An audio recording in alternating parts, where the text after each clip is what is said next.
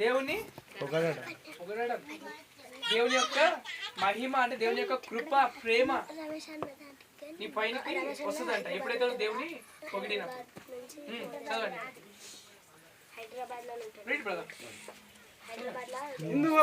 ఇందువలన కనుక ఏలైనగా స్త్రీ పురుషుడి నుండి కలిగేను, పురుషుడు స్త్రీ నుండి కలగలేదు. మరియు స్త్రీ పురుషుని కొరకే గాని పురుషుడు స్త్రీ కొరకు సృష్టింపబడలేదు. ఇందువలన దేవదూతలను బట్టి అధికార సూచన స్త్రీ తల మీద ఉండవలెను. అయితే ప్రభువునందు స్త్రీకి వేరుగా పురుషుడు లేడు, పురుషునికి వేరుగా స్త్రీ లేదు. హల్లెలూయా.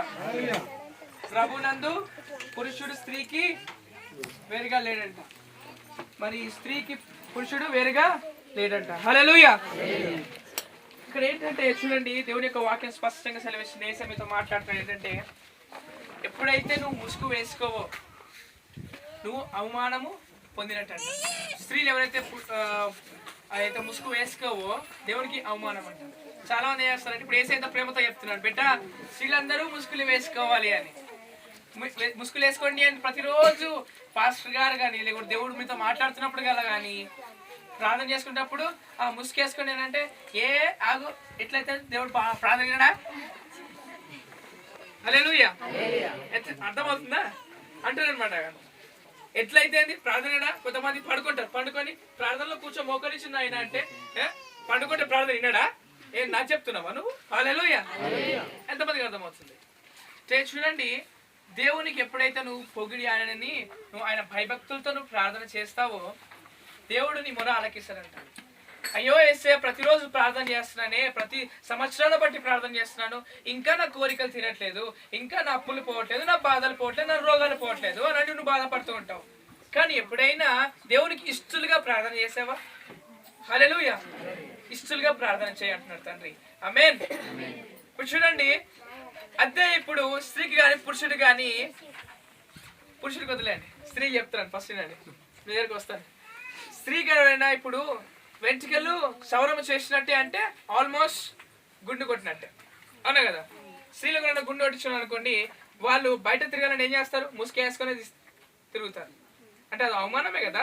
ముసుగు లేకుండా తిరుగుతారు, అప్పుడు తిరిగారు. ఏసేమంటున్నాడు, నీకు మంచి వెంట్రుకలు ఉన్నాయి, నువ్వు చాలా అందంగా ఉంటావు, స్త్రీ చాలా అందంగా ఉంటుంది, నువ్వేం చేయాలంట? మీరు ముసుగులు వేసుకొని అందంగా కనిపించాలంట. కానీ ఏసేకు ప్రేమతో ముసుగు వేసుకో బిడ్డ అని అన్నప్పుడు ఏం చేస్తున్నాం? ఏసేమంటే వింటున్నామా? వింటలేము. చూడండి, ఇప్పుడు అంత మంచి అందం మనకి ఇచ్చిన తర్వాత ఇప్పుడు గుండె వచ్చిన తర్వాత అప్పుడు సిగ్గుపడి వేసుకొని పోతుంటావు అంటే ఎంతమందికి అర్థమవుతుంది?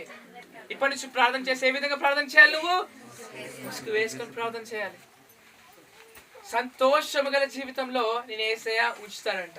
హల్లెలూయా. ఎవరైతే ఇప్పుడు పురుషులు ఉన్నారో, నువ్వు తెలియకుండా ప్రార్థన చేస్తున్నప్పుడు నువ్వు ముసుగు వేసుకున్నావు అనుకో బ్రదర్, నీ పరిస్థితి ఏంటో యేసయ్య స్పష్టంగా చెప్తున్నాడు. అంటే యేసయ్యకి రెస్పెక్ట్ ఇవ్వమంటున్నాడు, ఆయన నిబంధనలకి నువ్వు నేను రెస్పెక్ట్ ఇవ్వమంటున్నాడు. యేసయ్యకి ఎప్పుడైతే రెస్పెక్ట్ ఇస్తావో God can change your life. దేవుడు నీ యొక్క లైఫ్ ని చేంజ్ చేయడం స్టార్ట్ చేస్తారంట. ఒక్కొక్కసారి నీ లైఫ్ ఏ విధంగా ఉంటుందంటే, నేను ఎవరు ఆదుకోరమ్మా, ఎవరు నిన్ను ముట్టుకొని నీ దగ్గర కూడా రారు. ఆ పరిస్థితి ఎలా ఉంటుందంటే, నీకు సాతాను నువ్వు చచ్చిపోతేనే నీ జీవితం చాలా బాగుంటుందని చెప్తాడు. సాతాను ఒక్కసారి చచ్చిపో అన్నది అనుకోండి, నీ మనసులో అదిగో ఫ్యాన్ కనబడుతుంది, పట్టుకో, ఉరేసుకో, చచ్చిపో అంటది. హల్లెలూయా. అదిగో నీళ్ళు కనబడుతుంది, దుంకు, చచ్చిపో అంటది. కానీ నీ యేసు ఏమంటాడంటే జీవించు అంటాడు. హల్లెలూయా. నువ్వు జీవించు, జీవింపజేయ అంటాడు. హల్లెలూయా. ఎందుకంటే చూడండి, నీ లోపల సాతాను ఎందుకు అటాక్ చేస్తుంది? ఆ సాతాను నీ దగ్గరికి ఎందుకు వస్తున్నాడు అని అంటే, నీ జీవితంలో యేసయ్య లేడు. ఎప్పుడైతే నీ జీవితంలో యేసయ్య ఉన్నాడు అని నువ్వు నమ్ముతావో, దేవుడు ప్రతి ఒక్క దగ్గర ఉంటాడంట. అది నువ్వు నమ్మకపోతే సాతాను వస్తుంది, నువ్వు నమ్మితే సాతాను రాదంట. హల్లెలూయా. ఎంతమంది నమ్ముతున్నారు? ఇప్పుడు అందరూ నమ్మాలి. హల్లెలూయా. నువ్వు నమ్మితే నీ దగ్గర సాతాను రాదంట. అంటారు యేసయ్య అదిగో ఆమె లోపల ఉంటాడు, ఆమె చాలా పవిత్రాలు, చాలా ప్రార్థన చేస్తుంది, ఆమె లోపలనే ఉంటాడు, నా దగ్గరికి ఎందుకు వస్తాడు? నేను తాగుబోతున్నా, తిరుగుబోతున్నా, నా దగ్గర ఎందుకు ఉంటాడు బ్రదర్? ఏం మాట్లాడుతున్నారు బ్రదర్ మీరు అంటారు చాలా మంది. హల్లెలూయా. దేవునితో మాట్లాడుతున్నాడు. నువ్వు ఏవైతే సీరియల్స్ తాగుతున్నావో, ఏవైతే మందు కొడుతున్నావో, నీ లోపల ఉన్న యేసయ్య కూడా అవి ఎఫెక్ట్ అవుతూనే ఉంటాయి. ఎప్పుడైతే నువ్వు ఆ పాపం తీసుకుంటూ ఉంటావో, నీ లోపల పరిశుద్ధాత్మ తండ్రి శక్తిని నువ్వు కోల్పోతూ ఉంటావు. హల్లెలూయా. ప్రతి ఒక్కరి లోపల పరిశుద్ధాత్మ శక్తి ఉందంట. ప్రతి ఒక్కరి లోపల ఉందంట. హల్లెలూయా. ఆ పరిశుద్ధాత్మ తండ్రికి బలం ఎప్పుడు వస్తుంది తెలుసా? నువ్వు ఉపవాస ప్రార్థన చేసినప్పుడు. ఎప్పుడు? నువ్వు ఉపవాస ప్రార్థన చేసినప్పుడు. నీ లోపల ఉన్న ఆత్మకి ఆహారం ఏంటో తెలుసా? చికెన్ బిర్యానీ కాదు. పరిశుద్ధాత్మ తండ్రి నాకు చికెన్ బిర్యానీ పెట్టు, బిర్యానీ పెట్టు, పప్పన్నం చేసి పెట్టు, మంచిగా నాకు మంచిగా ఉంటుంది, నీకు మంచి మంచి గిఫ్ట్లు ఇస్తా అన్నాడు. హల్లెలూయా.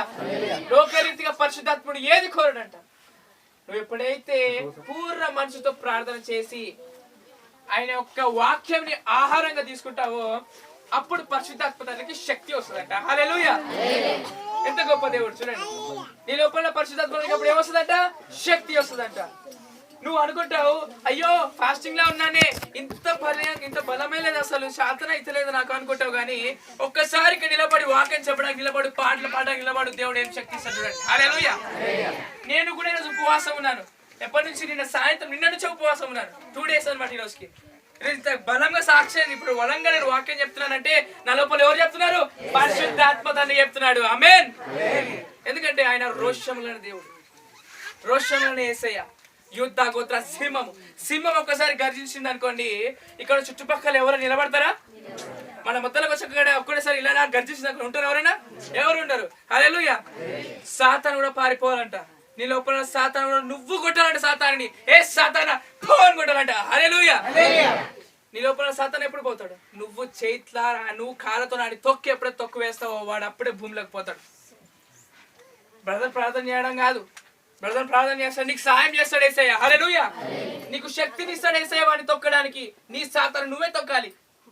ఎంతమందికి అర్థమవుతుంది? ఎప్పుడైతే సాతాను నీ పాదాల కిందికి వస్తాడో నీ జీవితము యేసయ్య లోపల ఎదగడం స్టార్ట్ అవుతుంది. ఒక విత్తనము భూమిలో నాటినప్పుడు దానికి కావాల్సిన పోషకాలు అనగా ప్రోటీన్స్ అన్ని ఇస్తూ ఉంటాం, అన్నా కదా. పురుగు పడుతుంది అన్నప్పుడు దానికి ఏమి ఇస్తాము? మందు పోస్తాం, అంత మంచి చూసుకుంటూ ఉంటాం. నీ లైఫ్ కూడా అంతే. ఎప్పుడైతే విత్తనం వేస్తున్నావో, ఇప్పుడు భూమిలో నాటిన విత్తనం అది మంచిగా అయింది అనుకో, ఆ పురుగులని చచ్చిపోయిన తర్వాత అది మంచిగా అయ్యి మంచిగా పండించి మనకు ఆ పండిని అమ్మినాం అనుకోండి, మన డబ్బులు వస్తాయి. దాంతో పాటు మన డైలీ లైఫ్ వెళ్తూ ఉంటుంది. అలానే ఆ పురుగు వచ్చి ఆ మందు కొట్టగలేమనుకో, ఏమవుతుందంటే అది వాడిపోయి చనిపోతుందంట. హల్లెలూయా. నీ జీవితం కూడా అంతే. యేసయ్య అనే ఒక వాక్యం, యేసయ్య అనే ఒక విత్తనం ఈరోజు నీ యొక్క హృదయంలో నాటుకో. దాన్ని ప్రతిరోజు ఏ విధంగా దాన్ని బలపరచాలంట, దానికి మందు ఏ విధంగా పోయాలి, నీళ్ళు ఏ విధంగా పోయాలి, ఆయన పరిశుద్ధాత్మ ఒక అనాయింటింగ్ నీ లోపలి మారాలంట. హల్లెలూయా. చాలా మంది చెప్తానండి, గొప్ప సీక్రెట్ చెప్తున్నాను ఏంటంటే, ఎప్పుడైతే నీ జీవితంలో స్టార్టింగ్ రోజుకి ఎంతమంది ఎన్నిసార్లు ప్రార్థన చేస్తారు? నాకు తెలిసి చాలా మంది రోజుకి ఒకసారి ప్రార్థన చేయొచ్చు, రోజుకి కొంతమంది 2-3 సార్లు ప్రార్థన చేస్తారు. అమ్మ నువ్వు ఎన్నిసార్లు ప్రార్థన చేస్తావంటే, బ్రదర్ నేను 3 సార్లు ప్రార్థన చేస్తానంటే, అమ్మ ఎంతసేపు చేస్తావమ్మా అంటే, తినేటప్పుడు, మధ్యాహ్నం తినేటప్పుడు, సాయంత్రం తినేటప్పుడు చేస్తానంటే, ఓ అమ్మ చాలా బాగుంది అంటారు. హల్లెలూయా.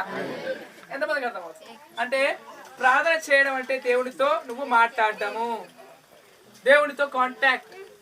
when you contact with Jesus, devil never comes. అంటే దేవుడితో కాంటాక్ట్ ఎప్పుడైతే ఉంటావో సాతాను మధ్యలోకి అసలు రానే రాదండి. ఇప్పుడు చూడండి, వాక్యం స్టార్ట్ కాక ముందు ఎలాంటి సాధారణ శోధన స్టార్ట్ అయిందా లేదా? అదేదో ఇష్టం పాటలు పాడుతుంది. హల్లెలూయా. కానీ వాక్యం స్టార్ట్ అయిన తర్వాత అది నోరు మూసుకుందా లేదా? యేసే ఉన్నాడా లేదా? యేసే గట్టి చెప్పండి ఒకసారి.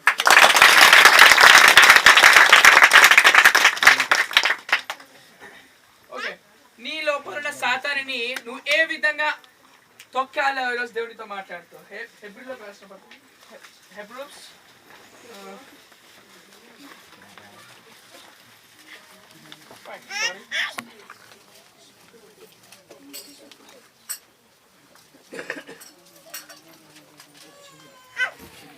చాప్టర్ 10వ అధ్యాయము 12వ వచనం నుంచి చదువుకుందాం. 10-12.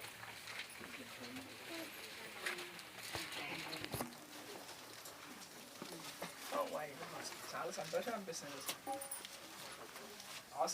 అయితే ఈయన అయితే పాపముల నిమిత్తమై సదాకాలము నిలుచు ఒక్క బలిని అర్పించి అప్పటి నుండి తన శత్రువులు తన పాదములకు పాదపీఠముగా చేయబడే వరకు కనిపెట్టుచు ఆయన. హల్లెలూయా.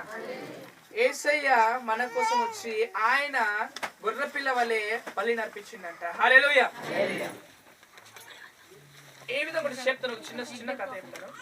ఒక తెల్ల గొర్రెపిల్ల, ఆ గొర్రెపిల్లని క్రీస్తు అనుకుందాం. ఏమనుకుందాం? క్రీస్తు అనుకున్నాం, యేసయ్య అనుకుందాం. ఆ గొర్రెపిల్ల ఇప్పుడు ఒక మనుషునితో ఆ గొర్రెపిల్ల నడుచుకుంటూ వెళ్తుంది. ఆ గొర్రెపిల్లని బలి అర్పించడానికి ఆ మనిషి తీసుకొని వెళ్తున్నాడంట. ఎంతమందికి అర్థమో? హల్లెలూయా. ఆ గొర్రె పిల్లని తీసుకొని ఆ మనిషి పాపముతో కూడిన మనిషి, ఏ మనిషి? పాపముతో కూడిన మనిషి పరిశుద్ధమైన గొర్రె పిల్లని తీసుకొని వెళ్తున్నాడంట. పరిశుద్ధమైన గొర్రె పిల్ల ఎందుకు అంటే అందులో ఉన్నది ఎవరు? యేసయ్య. అక్కడికి తీసుకెళ్లిన తర్వాత అక్కడ ఏం జరిగిందంట చూడండి. ఆ గొర్రెపిల్ల తలపైన ఈ పాపముతో కూడిన వ్యక్తి ఆ గొర్రెపిల్ల తలపైన చేతులు పెట్టాడంట. చేతులు పెట్టగానే ఈయన లోపలున్న ఆ ఒక సాతాను బంధకాలు, ఆ పాపాలన్నీ నల్లగా కనబడుతూ ఆ గొర్రెపిల్ల తల నుంచి దాని లోపలికి వెళ్ళిపోయాయంట. ఎవరి లోపలికి వెళ్ళిపోయాయంట? యేసే లోపలికి వెళ్ళిపోయావు. హల్లెలూయా. యేసే శిలువ పైన ఉన్నప్పుడు నీ పాపాలంతా కూడా నువ్వు పుట్టక మునిపే నీ పాపాలన్నీ, నువ్వు పుట్టిన తర్వాత ఎన్ని పాపాలు చేస్తావు, ఏం చేస్తావు అన్ని చేసేసే. ఆ పాపాల నిమిత్తము యేసే ఏం చేసిందంట? శిలువలో రక్తం కార్చిందంట. అప్పుడు బ్లాక్ స్పిరిట్ గా, నల్లగా బ్లాక్ స్పిరిట్, ఆ పొగగా యేసయ్య యొక్క శరీరంలోకి, ఆయన యొక్క శరీరంలోకి ఆ పాపము గుచ్చుకుందంట. హల్లెలూయా. ఆయన లోపలికి వెళ్ళిపోయిందంట. ఆ గొర్రెపిల్ల లోపలికి వెళ్ళిపోయింది. ఆ గొర్రెపిల్ల వెళ్ళిపోయిన తర్వాత ఆ గొర్రెపిల్లని తీసుకొచ్చి ఇప్పుడు ఈయన ఏమైంది? యేసయ్య పరలోకం నుంచి ఆయన వెలుగుని ఆ ఒక్క పాపముతో కూడిన వ్యక్తి ఎప్పుడైతే పాపము ఆ గొర్రె లోపలికి ఇచ్చేసిండో ఈయన ఏమైండు? పరిశుద్ధుడైండు. హల్లెలూయా. యేసయ్య ఏమైండు? పాపి అయిండు. హల్లెలూయా. ఏమైండు? నీ కొరకు ఆయన పాపి అయిండు. నువ్వు పాపిగా ఉన్నావు, ఆయన పరిశుద్ధుడిగా ఉండే. కానీ చూడండి, ఇక్కడ యేసయ్య ఇప్పుడు పాపిగా అయిండు, నువ్వేమైనావు? పరిశుద్ధుడు. ఎంత గొప్ప దేవుడు అండి. చూడండి. హల్లెలూయా. నువ్వు పాపిగా ఉన్నప్పుడు నీ వద్దకి ఎవరు రాలేరు. కానీ ఏమంటున్నాడు? నేను నా బిడ్డల దగ్గరికి వస్తాను, వాళ్ళ దగ్గరకు వచ్చి నేను ముట్టగానే ఏమవుతుందంట? నీలో ఉన్న పాపంని మొత్తం, ఆ నల్ల సర్పంని ఆయన తీసేసుకుంటాడంట. ఆయన పరిశుద్ధత నీకు ఇచ్చేస్తాడంట. చూసినప్పుడు నీ లోపల ఏం కనబడుతుంది? వెలుగు కనబడుతుంది. హల్లెలూయా. దేవుని యొక్క వెలుగు కనబడుతుంది. అప్పుడు నీ లోపల ఎటువంటి సాతానైనా మళ్ళీ రావడానికి ప్రయత్నించదు. హల్లెలూయా. అప్పుడు ఆ ఒక్క గొర్రె పిల్లని బలిచ్చిరంట. ఆ రక్తము వలన సాతాను అంట ఎక్కడికి వచ్చిందంట? ఎవరైతే పరిశుద్ధులుగా మారిండో ఈ వ్యక్తి, ఆ వ్యక్తి యొక్క శత్రువులు సాతాన్లు ప్రతి ఒక్కటి ఆయన పాదాల కిందకి వచ్చినాయంట. ఆమేన్. చదవండి. అలాగనే చదవండి. ఒక అర్పణ చేత ఈయన పరిశుద్ధపరచబడు వారిని సదాకాలమునకు సంపూర్ణంగా చేసి ఉన్నాడు. చూసారా? సంపూర్ణులుగా చేసి ఉన్నాడు. సంపూర్ణులుగా అంటే నువ్వు ఎప్పుడైనా మరణం పొందుతావా? ఎప్పుడైనా చనిపోతావా? ఇంకా నీ జీవితంలో ఇందాక చనిపోతావా అంటే డౌట్ కొద్ది ఇంతమంది చేతులు ఎడతాం. అవునా కదా? నీకు చావు లేదు బ్రదర్, చావు లేదు సిస్టర్. ఎప్పుడైతే నీకు చావు నాకు ఉంటది నువ్వు అనుకుంటావో నీకు చావు తప్పకుండా వస్తుంది. నువ్వు ఒకసారి అని చూడు, నాకు ఈరోజు సర్ది లేదు, ఆయనకి సర్ది ఉంది, ఫ్రెండ్ కి నాకు సర్ది రావాలని చెప్పి నువ్వు ట్రై చేయి, నీ నోటి నుంచి అని చూడు, డెఫినెట్ గా నీకు సర్ది వస్తుంది. రాదా? హల్లెలూయా. నీకు మరణం ఉందని నువ్వు ఎప్పుడైతే అనుకుంటావో, ఈ లోకంలో ఎంతమంది చనిపోయారో ప్రతి ఒక్కరు నాకు మరణం ఉంది అని నమ్మారు. కానీ యేసులో నాకు మరణం లేదు అని ఎవరు నమ్మలేదు. హల్లెలూయా. ఇది కృపా వాక్యము. హల్లెలూయా. ఇది దేవుని వాక్యము. అంటారు మన పాపులము దుర్మార్గులము తండ్రి ప్రార్థన చేద్దాం. ఆ ప్రార్థన సాతాను ప్రార్థన. నువ్వు పాపి వెళ్ళావయ్యావు, యేసే ఆల్రెడీ సింగల్ రక్తం కాచిండు, నువ్వు పరిశుద్ధుడు అయ్యావు. హల్లెలూయా. నేను పాపిని కాదు, నేను పరిశుద్ధుని అనాలంట. ఎప్పుడైతే నేను పాపిని కాదు నేను పరిశుద్ధిని అంటావో ఆయన వెలుగు నీ పైనకి వచ్చేస్తుంది. ఎంతమందికి అర్థమవుతుంది? అంటే నా యొక్క పాపము తండ్రి, నేను పరిశుద్ధుడని, నీ పరిశుద్ధత నేను తీసుకుంటున్నాను, నీలో ఉన్న వెలుగు నాలో నింపు అని ప్రార్థన చేసి ఎప్పుడైతే కోరుకుంటా ఆ యొక్క విశ్వాసముతో నువ్వు నిరీక్షించడం అంటే ఏంటి? ఎదురు చూసి ఫాస్టింగ్ లో ఉండి ఆ శక్తిని పొందుకుంటావో అప్పుడు నీ లోపలికి వెలుగు వచ్చేసి నువ్వు పరిశుద్ధంగా అయిపోతావు అంట. ఇప్పుడు చాలా బైబిల్ ఒక వాక్యం ఉంటుంది ఏంటంటే బాప్తిసం తీసుకొని ఎవరు పరలోక రాజ్యం రారు అని. అవునా కదా? హల్లెలూయా. అయితే బాప్తిసం అందరూ తీసుకోవాలి. ఇక్కడ ఏంటంటే ఇప్పుడు యేసయ్య రెండో అక్కడ వచ్చేసింది అనుకోండి, మరి బాప్తిసం తీసుకొని వాళ్ళ సంగతి ఏంటి బ్రదర్ అడుగుతారు క్వశ్చన్. అంటే చాలా మంది అడిగారు ఏంటంటే క్వశ్చన్ అడిగారు ఏమని, చాలా మంది బ్రదర్ ఇప్పుడు బాప్తిసం తీసుకోవట్లేదు, అన్యులు ఉన్నారు బాప్తిసం తీసుకోవట్లేదు, మరి వాళ్ళు పరలోక రాజ్యం రారా? ఎంతమందికి అర్థం అవుతుంది? బాప్తిసం తీసుకోవడం అంటే మొదటిగా ఏంటి అంటే నువ్వు క్రీస్తులో పూర్తిగా కడగబడడం. హల్లెలూయా. ఆయన నీ యొక్క పాపాలన్నీ కడగబడతాయంట. నీకు పునర్జన్మ ఇటర్నల్ లైఫ్ వస్తుందంట. అంటే నీకు దీర్ఘకాలపు యవ్వనం వస్తుందంట. హల్లెలూయా. నీకు యవ్వనం వస్తుంది. బాప్తిసం ఇచ్చేది యేసయ్య. బాప్తిసం ఇచ్చేది యేసయ్య. యేసయ్య ఇస్తాడు బాప్తిసం. అవునండి, చెప్పండి. బాప్తిసము యేసయ్య ఇస్తాడు కదా, ఇచ్చిన బిడ్డ యేసయ్య బిడ్డనే కదా. అవును. మరి ఆ బిడ్డకి ఏం కాకూడదు కదా. ఏం కాకూడదు. ఎందుకైంది? ఎందుకై ఏమైంది? ఎవరికైంది? ఇప్పటిదాకా ఏడబడుతుంది. ఆమె కూడా చెప్తున్నాడు బ్రదర్, మొత్తం వినండి తర్వాత అడగండి. మీకు లాంటి వాళ్ళకి అడిగారు, వాళ్ళకి సమాధానం చెప్పాను. ఇప్పుడు తర్వాత మాడుకుందాం. ఈ వాక్యం అదే డిస్టర్బెన్స్ చేయకూడదు. అది హల్లెలూయా. హల్లెలూయా. ఒక ఏంటంటే చూడండి, అంటే బాప్తిసం తీసుకున్నప్పుడు నీకు ఏ విధంగా శక్తిని నువ్వు పొందుకుంటావు. నీకు మరణం లేదని దేవుడు వాక్యం సెలవిస్తాడు. అంటే మరణం లేదంటే నువ్వు పరిపూర్ణంగా నువ్వు నమ్ముతున్నావా? ఎవరైతే బాప్తిసం తీసుకుంటున్నారో వాళ్ళకి నువ్వు దేవుని గురించి ముందుగా బోధించాలంట. యేసయ్యను నువ్వు నమ్ముకోవడము, బాప్తిసం తీసుకున్న తర్వాత నువ్వు ఏ విధంగా తప్పులు చేయొద్దు, నువ్వు ఒకరింటికి వెళ్ళి నువ్వు ఆ పూజలు చేసిన ఏవి తినొద్దు, అంటే దేవునికి వ్యతిరేకంగా ఏ పాపము చేయొద్దు, నువ్వు చేస్తే దేవునికి మళ్ళీ దూరం అవుతావు అని కూడా ఉంది. అర్థమవుతుందా? బాప్తిసం తీసుకున్న వాళ్ళందరూ చనిపోదంటే నువ్వు దేవుని మళ్ళీ వదిలేసావు. హల్లెలూయా. ప్రతిరోజు వచ్చి మొక్కరించి పరిశుద్ధుడిగా మొక్కరించి ప్రార్థన చేస్తున్నావా? నన్ను ప్రశ్నిస్తున్నావు అంటాడు యేసయ్య. హల్లెలూయా. ఎంతమందికి అర్థమవుతుంది? God can change your life. ఎప్పుడు దేవుణ్ణి మనము కించపరచడానికి వీలు లేదు. నిన్ను సృష్టించాడు, నిన్ను పుట్టించాడు. నీ మరణం ఆయనకు తెలుసు, నీ జీవం ఆయనకు తెలుసు.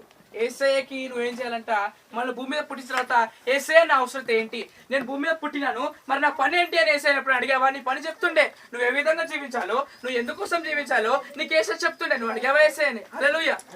అడగలేదు. ఏదో ఇంకా పుట్టామని చెప్పేసి ఇగో మా నాయన పొలం పని చేస్తాడు, నేను పొలం పని చేసుకోవాలి, ఇగో మా నాయన ఇంజనీరు, నేను ఇంజనీర్ చేసుకోవాలి, మా నాయన డాక్టరు, నేను డాక్టరే కావాలి అనుకుంటా వెళ్తుంటాం. కానీ యేసయ్య నా ప్రణాళిక ఏంటి అని యేసయ్యని ఎప్పుడు అడగలేదు.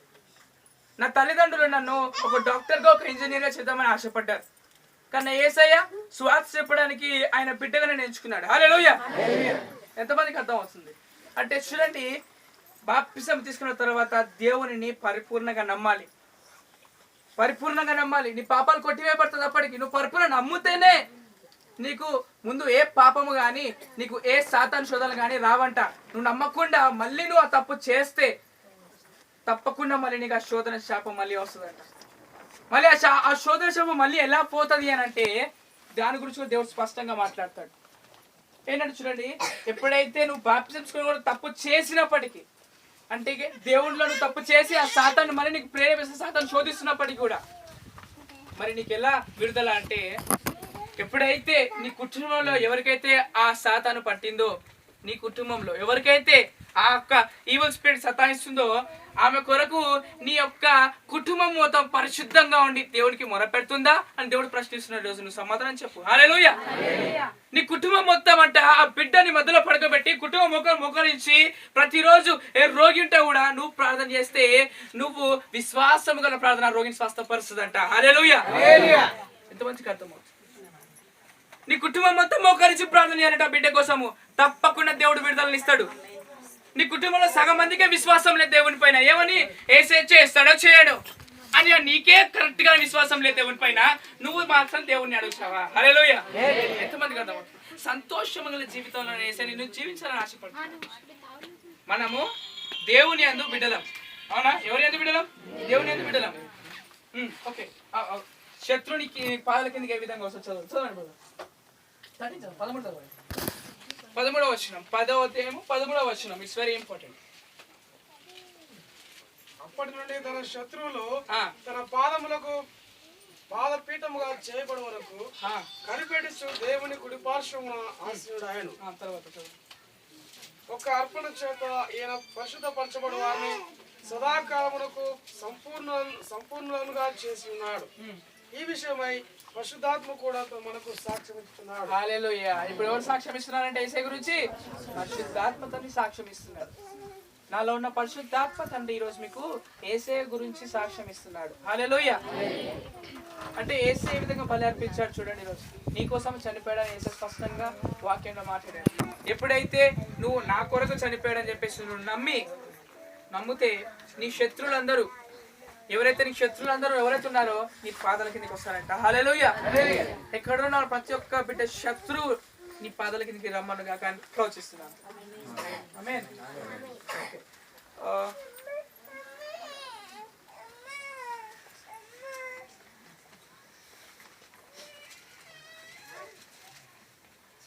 Ezekiel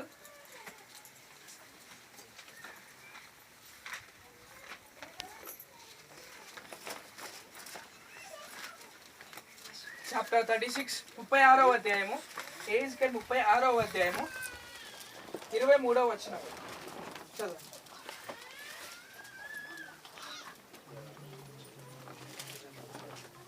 36వ అధ్యాయము 23వ వచనం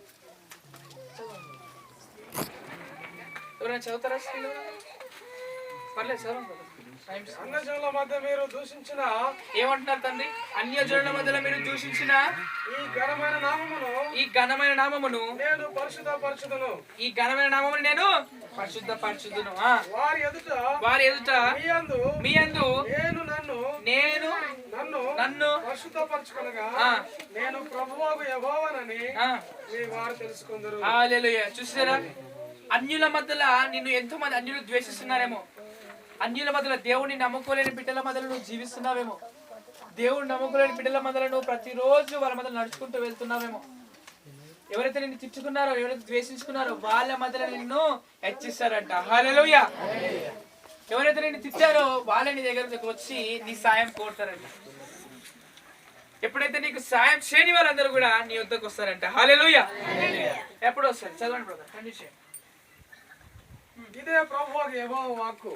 నేను అన్యజనులలో నుండి మిమ్మల్ని తోడుకొని ఆయా దేశములలో నుండి సమకూర్చి మీ స్వదేశంలోనికి మిమ్మల్ని రప్పించదును. హల్లెలూయా. ఆయా దేశముల నుంచి ఆయా ఊర్ల నుంచి ఇక్కడికి వచ్చి రప్పించాడంటే యేసయ్య. హల్లెలూయా. దేవుడు మాట్లాడింది. చదవండి. మీ అపవిత్రత యావత్తు పోవునట్లు. అపవిత్రత అంటే ఏంటి? తప్పులన్నీ పోవునట్టు. చదవండి. నేను మీ మీద శుద్ధ జలము చల్లుదును. హల్లెలూయా. మీ మీద శుద్ధ జలము. యేసయ్య రోజు మీ అందరి మీద శుద్ధ జలం చల్లబోతున్నాడు అంట. హల్లెలూయా. యేసయ్య చెప్పబడుతుంది శుద్ధ జలం. ఆయన యొక్క పరిశుద్ధమైన ఆత్మ రూపంలో ఆయన యొక్క నీటిని దీపైన చల్లబోతున్నాడు. Anointing water. ఈరోజు ప్రతి ఒక్క బిడ్డ పైన ఈరోజు ఆయన యొక్క నీటిని చల్లబోతున్నాడు. అందరిపైన ఈరోజు వాటర్ అనాయింటింగ్ చేస్తాడు. శుద్ధ జలం అంటే ఎక్కడి నుంచి వస్తుందంటే అది యేసయ్య నుంచే. హల్లెలూయా. మీ విగ్రహముల వలన మీకు కలిగిన అపవిత్రత అంతయు చూసారా? విగ్రహం వల్ల మీకు కలిగిన అపవిత్రత. ఏవైతే విగ్రహం పూజ చేశారు, ఏ విధంగా తెలియకుండా ఈ చిన్న వయసులో మేము చెప్పకుండా తెలియకుండా చేసావేమో చిన్నప్పుడు. ఎప్పుడో ఒకసారి ఎవరినో ఒకసారి నువ్వు మొక్కేవేమో. కానీ దేవుడు ఏమంటున్నాడు? నువ్వు చిన్నప్పుడు చేసింది కూడా బిడ్డ ఈరోజు నీకు జ్ఞాపకం చేస్తున్నాను. హల్లెలూయా. ఈ రోజు జ్ఞాపకం చేసి నువ్వు అప్పుడు చేసిన పాపం అయినప్పటికీ కూడా నేను ఇప్పుడు నీకు జ్ఞాపకం చేసి ఆ పాపం తీసివేస్తా అంటున్నాడు. Hallelujah. Oh my God. Thank you Jesus. నూతన హృదయం మీకు ఇచ్చేదను. నూతన హృదయం నీకు ఇచ్చేదను. నీకు నూతన స్వభావం కలుగజేతును. రాతి గుండె మీలో నుండి తీసివేసి. హల్లెలూయా. రాతి గుండెని నీ నుంచి తీసివేసి మాంసం గుండెను మీకు ఇచ్చేదను. మాంసం గుండెని నీకు ఇచ్చేదను. హల్లెలూయా. చూడండి, నీలో ఉన్న రాతి గుండెని. రాతి గుండె అంటే ఏంటి? ఎంత వాక్యం చెప్పినా నీ గుండె కరగదు. ఎంత దేవుని గురించి చెప్పినా నీ మనసు కరగదు. ఎంత ఏమి చేసినా దేవుని గురించి నువ్వు తెలుసుకోవు. అలాంటి రాతి గుండె, రాయి లాంటి గుండె నీకు ఉండొచ్చు ఈరోజు. దేవుడు ఆ రాయి లాంటి గుండె తీసివేసి, ఆ పాపముతో కూడిన గుండెని తీసివేసి ఆయన యొక్క మాంసము గుండెని నీకు ఇవ్వబోతుందంట. హల్లెలూయా. మాంసపు గుండెని అంటే ఏంటంటే తెలుసా, ఆయన యొక్క గుండెని ఎప్పుడైతే మాంసపు గుండెని ఇస్తాడో ఆయన యొక్క పరిశుద్ధాత్మ నీలో నింపబడుతుంది. నింపబడి నీలో ఉన్న అపవిత్రత అంతా పోయి పరిశుద్ధత నింపబడుతుందంట. హల్లెలూయా. ఎంతమందికి మాంసపు గుండె కావాలి? ఎంతమందికి మాంసపు గుండె కావాలి? ఒకసారి అందరూ అనండి, యేసయ్యా నాలో ఉన్న రాతి గుండెను తీసివేసి మాంసము గుండెను నాకు దయచేయి. నేను విశ్వాసముతో ఇస్తావని నమ్ముతున్నా. ఆమేన్ ఆమేన్ ఆమేన్. దేవుని యొక్క మాంసము గుండెను మీ అందరు పొందుకున్నారు. ఎంతమంది అయితే పొందుకున్నామని నమ్ముతున్నారో అది నువ్వు పొందుకున్నావు. నువ్వు పొందుకోలేదు ఇంకా నాకు డౌట్ఫుల్ గా ఉంది అంటున్నావో అది డౌట్ఫుల్ గానే ఉంటుంది. చూడండి, ఇప్పుడు ఒక ఫోన్కి, ఒక మొబైల్ ఫోన్కి ఎప్పుడైతే నువ్వు ఫోన్ చేస్తావో, ఫోన్ చేసినప్పుడు వాళ్ళ ఫోన్ ఇతరులు ఫోన్ స్విచ్ ఆఫ్ పెట్టుకున్నారు అనుకోండి, నీకేమని వస్తుంది? మీరు ఫోన్ చేస్తున్న ఫోన్ స్విచ్ ఆఫ్ వస్తుందని చెప్తుంటాడు, అవునా కదా? అదే ఫోన్ స్విచ్ ఆఫ్ ఉన్న ఫోన్కి నువ్వు మెసేజ్ పంపించావనుకో, ఆ ఫోన్ ఎప్పుడైతే ఆన్ అవుతుందో అప్పుడు ఆ మెసేజ్ వెళ్తుంది, అవునా కదా? ఇది చాలా మంది తెలుసు, తెలియదు అనమాట. ఆ ఫోన్ ఎప్పుడైతే ఆన్ చేస్తారో ఈ బిడ్డ పంపించిన మెసేజ్ అంట ఆడికి చేరుతుందంట. అంటే ఆయన ఫోన్ ఆన్ చేసిండు, అవునా కదా? ఫోన్ ఆన్ చేసినందుకు అది వచ్చింది, ఆన్ చేయకపోయింటే వచ్చేదా? హల్లెలూయా. ఈ రోజు కూడా నీ లోపల ఉన్న ఆ ఆపిపబడిన, అంటే నీ ఫోన్ స్విచ్ ఆఫ్ అయిపోయిందేమో, నీ మైండ్ ఫోన్ స్విచ్ ఆఫ్ అయిపోయిందేమో, ఈరోజు ఆన్ చేయి. హల్లెలూయా. నీ మైండ్ ని ఆన్ చేయి. ఈరోజు ఆన్ చేస్తే దేవుని యొక్క మెసేజ్ నీ లోపలికి వెళ్తుందంట. హల్లెలూయా. నువ్వు ఆన్ చేయకపోతే అది బయటనే తిరుగుతుంటుంది కానీ నీ లోపలికి మాత్రం పోదంట. చూడండి ఎంత గొప్ప దేవుడు. You can change everything. On చేయాలి, నీ స్విచ్ ఆన్ చేయాలి. పక్కవారు చెప్పండి, నీ స్విచ్ ఆన్ చేయాలంటాను. పక్కవారు చెప్పండి, నీ స్విచ్ ఆన్ చేయాలంటాను. నీ స్విచ్ ఆన్ చేయండి. హల్లెలూయా. ఆన్ చేస్తే ఆయన యొక్క మెసేజ్ నీ లోపలికి వస్తుంది. దేవుని యొక్క కృప వాక్యము నీలో నింపబడుతుంది. హల్లెలూయా. ఈ శ్రమ దినాలు ఉన్నాము, దేవునికి చాలా దగ్గరగా ఉండాలి. దేవుడి 40 దినములు సాతాను ఎంతగా శోధించాడు. హల్లెలూయా. ఎంతగానో శోధించాడు సాతాను. సర్వలోకముని చూపించి ఏమంటాడు తెలుసా? నువ్వు నా కాళ్ళకు మొక్కు, నాకు మొక్కు, ఈ లోకం మొత్తం నీకు ఇస్తా అంటాడు. హల్లెలూయా. చూడండి, నా కడికంలో తండ్రి యేసయ్య ఎంత గొప్ప దేవుడు. నేను నీకు సమాధానం చెప్పడం అవసరం లేదు. సాతానికి ఏమైనా సమాధానం చెప్తాడా? ఎంత టెస్ట్ చేసినప్పటికీ కూడా ఆయన తగ్గింపు జీవితం జీవించాడు. లోకం మొత్తం ఆయనదే, నువ్వు ఇస్తావు, సాతాను ఇస్తుందంట. లోకం మొత్తం ఆయనదే, సృష్టికర్త యేసయ్యదే లోకం మొత్తం. సాతాను అంటదంట నేను నీకు ఇస్తా అంటదంట. సాతాను లోకం నీకు కూడా ఇస్తా అంటది. సాతాను ఏమంటది తెలుసా? నీకు కార్లు ఇస్తా, బంగ్లాలు ఇస్తా, నువ్వు నాకు మొక్కు అంటది. చాలా మంది అంటారు, ఇదిగోండి ఇక్కడికి వచ్చి మా దగ్గర గుడ్డు కొట్టుకోండి, నీకు నప్పులన్నీ పోతాయి, నీకు శాపాలన్నీ పోతాయి అంటది. సాతాను చెప్తుంది రమ్మని. హల్లెలూయా. సాతాను చెప్తుంది ఇక్కడికి రా, ఈ మాంత్రికుడు ఉంటాడు, ఈ తాయెత్తు కట్టించుకో, నీకు స్వస్థత జరుగుతాయి అంటాడు. హల్లెలూయా. సాతాను కూడా రమ్మంటది. హల్లెలూయా. సాతాను కూడా ఏమంటదంటే నీకు లోకం నప్ప చెప్తా అంటది. కానీ దేవుడు ఆ సాతాను చెప్పిన మాట విన్నాడా? హల్లెలూయా. మరి నువ్వు లోకము ఆశించావనుకో పరలోక రాజ్యము నీ యందు ఉండదంట. హల్లెలూయా.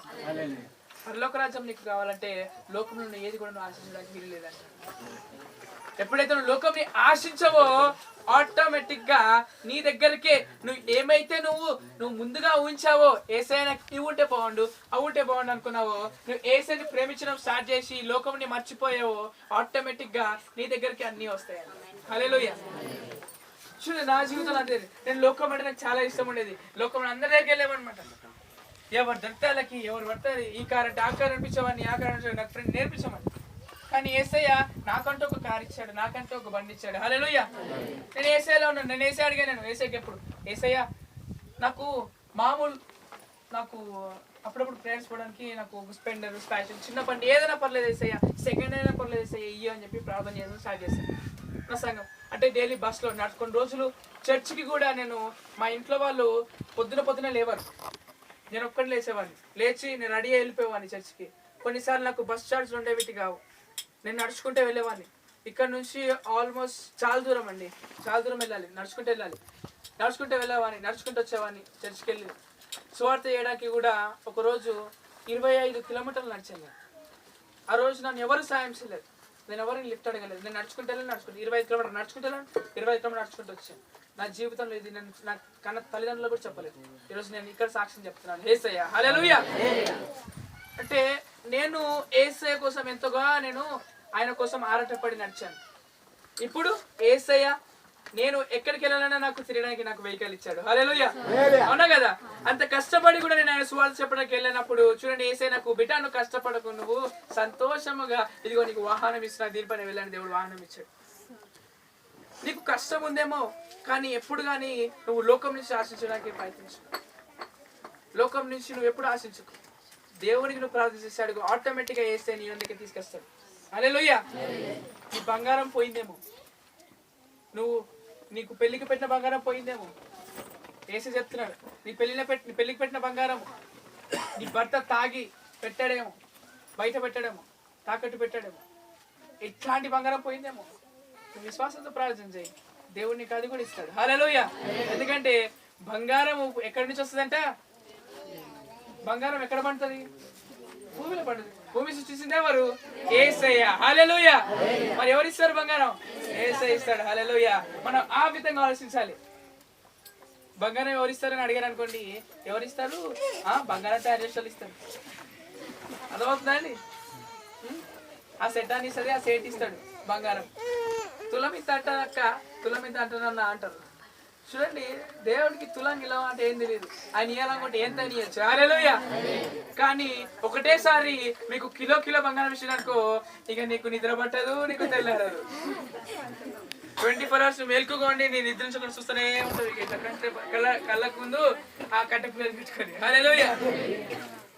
అంటే దేవుడు అందుకే నీకు పూర్తిగా సమృద్ధి చేయడానికి, సమృద్ధి ఇచ్చిందనుకోని ఎవరు పని చేయరు, అందరు సోమవారం పోసలు తయారవుతారయ్యా. అందుకే దేవుడు ఎందులో ఉండాలో అందులోనే అందరికీ అలా పెట్టాడంట. అయ్యో యేసయ్యకి ఈ పాపం ఉందనండి, ఎందుకంటే నువ్వు ఈ పాపం నుంచి నీకు పరలోకం ఇవ్వబోతున్నాడు. హల్లెలూయా.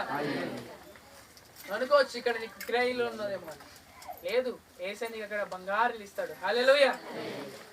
నువ్వు ఇక్కడ యేసయ్యని ప్రేమించుడు, ఇంకా ప్రేమించు చూస్తూ ఉండు, నీకు ఇక్కడనే స్వర్గం చూపిస్తాడు. హల్లెలూయా. పరలోక రాజ్యం నరకం అనేది మనకు భూమిపైనే కూడా చూడొచ్చు. భూమిపైన పరలోక రాజ్యం నరకం కూడా భూమిపైనే ఉంది. నువ్వు సాతాను ప్రేరేపిస్తూ వెళ్తుండు, నీకు నరకం కనబడుతుంది. నువ్వు దేవుని ప్రేరేపిస్తూ చూడు, నీకు స్వర్గం కనబడుతుంది. హల్లెలూయా. ఏసీ కార్లు తిరుగుతుంటావు, సంతోషంగా పెద్ద బంగారు కట్టుకుంటావు, అంటే దేవుడు నిన్ను ఆశీర్వదిస్తాడు. హల్లెలూయా. పరలోక రాజ్యమా కదా వాళ్ళకి. అంటే చూడండి, ఎవరైతే ఇక్కడ సుఖాలు పొందుతున్నారో, దేవుణ్ణి మర్చిపోయి సుఖాలు పొందుతున్నారో వాళ్ళు నరకంలో ఉంటారు. ఎవరైతే కష్టాల పంపించి దేవుని నమ్ముతున్నారో వాళ్ళు పరలోక రాజ్యంలో ఉంటారు. హల్లెలూయా. దేవుడి వాక్యాన్ని దీవించి ఆశీర్వదించును గాక. ఆమేన్.